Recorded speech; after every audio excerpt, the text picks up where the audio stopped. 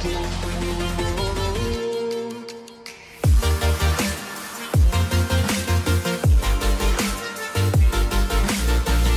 kuita alafu ukuji bwana. Ndio mimi bwana.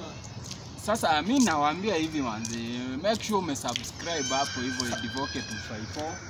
Alafu mimi naoshanga dawa yangu ya meno imeisha bro, nitoa aje. Wewe tumia chumvi bwana. Tumia chumvi buda. Unatumianga chumvi? Mimi chumvi ama nini? Inaitwa aje ile jivu. Utakusumbuka hapa na dawa. Buda. Mbuyu. Oi. Alao kuna saiki mali una drive. Leo una drive buda.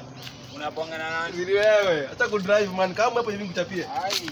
Kama nikuchapie nitulie hapo hivi. Kama nikuchapie man. Aje buda. Leo una drive man. Uko na saiki. Unakumbuka hii vako yani shoto hii. Buda leo kuna saiki. Nifanyai basi. Kama nikushow kitu basi.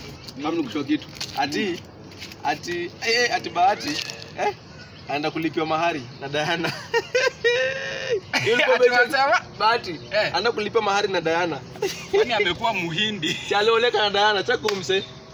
Ngoja, Diana si Diana mwenye najua. Unajua ukienda huko India, cheki ukienda huko India, huko madem ndo wanaoa maboy. So Bahati alishaolewa sasa. Bahati ni manzi ya muoleka na Diana ndo mzae. Unacheki? Anakulipiwa mahari, hebu kama ucheki. Hebu umecheki. Ndio hiyo. Sasa hebu ngoja. So saa hii tuseme Bahati ni mtoto wa Diana. Saa hizi Bahati ni mtoto wa Diana. Alafu Bahati bado unajua na bibi yake na yule mfanyakazi wake anaitwa aje yule maid Weezdom. Hapo nasikia Weezdom. Hapo kabuda kama umenikwambia story. Hapo kuna maneno. Ati Bahati ameandika maid anaitwa maid. Nani alitafuta? Maid ilikuwa ilitafuta maid ni bibi ya Bahati ama ni Bahati?